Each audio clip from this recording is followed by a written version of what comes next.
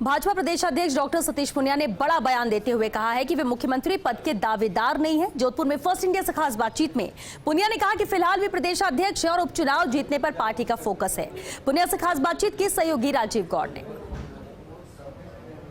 विधानसभा चुनाव में भली अभी वक्त चल रहा हो, लेकिन भारतीय जनता पार्टी में जो मुख्यमंत्री पद के दावेदार हैं या मुंगेरी लाल के हसीन सपने देख रहे हैं, उनके लिए एक अच्छी बात यह है कि भाजपा के प्रदेश अध्यक्ष सतीश पूनिया दौड़ से बाहर हो गए हैं। उन्होंने साफ कहा है कि वो मुख्यमंत्री पद के दावेदार नहीं है। उनके ऊपर प्रदेश अध्यक्ष का दायित्व है। सफलतापूर्वक चुनाव का संचालन करना और राजस्थान में भाजपा की सरकार लाना उनका ध्येय है। खुद सतीश पूनिया इस वक्त हमारे साथ उनसे बात करते हैं। आप पिछली बार जब ओसी आए थे तब साफ नारे लग रहे थे कि हमारा मुख्यमंत्री कैसा हो, सतीश पूनिया जैसा हो।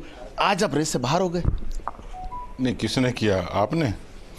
कार्यकर्ताओं ऐसा नारे कार्यकर्ताओं की इमोशन से लगते हैं, उनको कोई रोकता नहीं है। लेकिन ये बात बहुत बार बहुत मंचों पे स्पष्ट तौर पर कही गई है कि खुद कोई बींद नहीं बनता है, पार्टी जिसको तय करती है वो मुख्यमंत्री बनता है। तो मेरी भूमिका का फैसला मैं कैसे करूंगा? मुझे जो पार्टी ने दे रखी है, मैं अध्यक्ष के नाते सफल हूँ, पार्टी को जिताकर केंद्र को दूँ, उसके बाद जिसको फैसला करना वो करेंगे। आज कोई मुख्यमंत्री का झगड़ा हमारे यहाँ नहीं है, कांग्रेस में जरूर है, एस्टेब्लिश है, और उसी कारण प्रदेश की भी यही हालत है और कांग्रेस पार्टी की हालत है। इसलिए भी आपने कहा था कि मैं मुख्यमंत्री पद की दौड़ में नहीं, मेरे पास मेरे दायित्व उसको निर्वहन करना है। बिल्कुल, मेरी प्राथमिकता ये है कि आप जब दौड़ का या किसी पैनल की चर्चा करते हैं तो उस पैनल का हिस्सा नहीं हूँ। मेरी प्राथमिकता, मेरी भूमिका और मेरी जो जिम्मेवारी है, प्रदेश अध्यक्ष के नाते पार्टी हमारी अच्छे बहुमत के साथ जीते, राजस्थान की जनता की हम सेवा करें, ये मेरी प्राथमिकता है। भूमिका के बारे में मैं तय नहीं कर सकता, पार्टी जो तय करेगी उसी के हिसाब से हम लोग आगे चलेंगे। लेकिन जो दो उपचुनाव हो रहे हैं, कहते हैं कि उनकी जीत के आधार पर विधानसभा चुनाव निर्धारित होते हैं।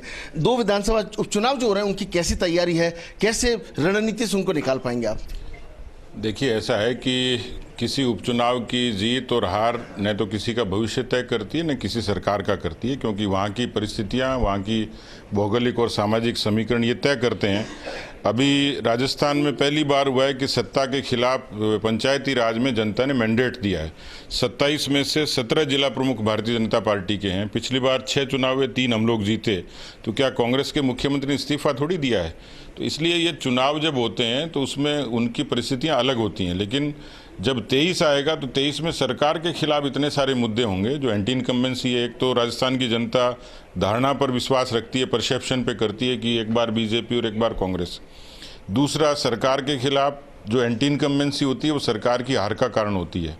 मैं इससे इतर जो बात कही अभी आपको, जो पहले कही है कि हमारी जो लड़ाई है, हमारा जो उद्देश्य है, हमारी जो अपनी योजना है वो ये है कि हम न उन परसेप्शन पे आना चाह रहे, न हम कमी पर आना चाह रहे, हम अपनी खूबियों के आधार पर आना चाह रहे हैं। हम संगठन को इतना दुरुस्त करेंगे, इतना मजबूत करेंगे कि हमारे एक एक बूथ का कार्यकर्ता पार्टी के लिए लड़ेगा। क्योंकि पिछली बार जो हमारी कमजोरी थी उसमें फ़र्क था सिर्फ 0.5% का, यानी 1.5 लाख वोटों का। हमें यदि हर बूथ पे 3 वोट मिलते अतिरिक्त तो हमारी सरकार बन जाती। और इसलिए राजनीतिक तौर पर हम लोग अपने संगठन को इतना सशक्त करें कि हमें 3 वोटों का मोहताज नहीं होना पड़े। लेकिन आपको लगता है कि एक बार बीजेपी, एक बार कांग्रेस वाला परिपाटी चलती रहेगी, कोई पार्टी 2 बार कंटिन्यू सरकार नहीं बना पाएगी? नहीं, ये परिपाटी अब बंद कर देंगे। अब हर बार भारतीय जनता पार्टी सरकार बनाएगी। लेकिन मुख्यमंत्री अशोक गहलोत ने दावा किया कि अगली सरकार भी उनकी आ रही है। उनके दावे में कोई दम नहीं है। उनके दावे मुंगेरी लाल के हसीन सपने हैं। उनके दावे इस बार विफल होंगे, क्योंकि उन्होंने राजस्थान में कांग्रेस पार्टी को डुबोने का पूरा ठेका ले रखा था और अब सफल हो जाएंगे।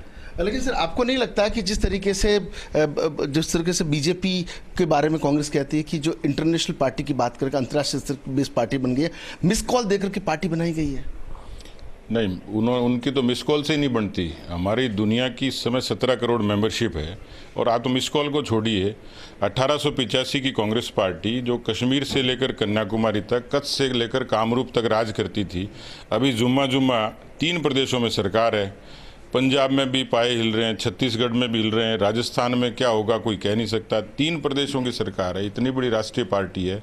बंगाल में 00 उनका फिगर आता है। तो मुझे लगता है कि वो जो बात करते हैं, हमारे ऊपर आरोप लगाते हैं, उनको खुद को देखना चाहिए कि उनकी स्थिति क्या है। तो आप देख सकते हैं कि खबर बड़ी निकल करके यही बार आई है कि आज पूरे प्रदेश में एक ही बड़ी खबर रहेगी कि सतीश पूनिया जो है वो खुद अपनी जिम्मेदारी प्रदेश अध्यक्ष के रूप में मानते हुए मुख्यमंत्री की रेस से बाहर हो गए हैं। भगवान सिंह गहलोत के साथ Rajeev Gaur, first India news, Jodhpur.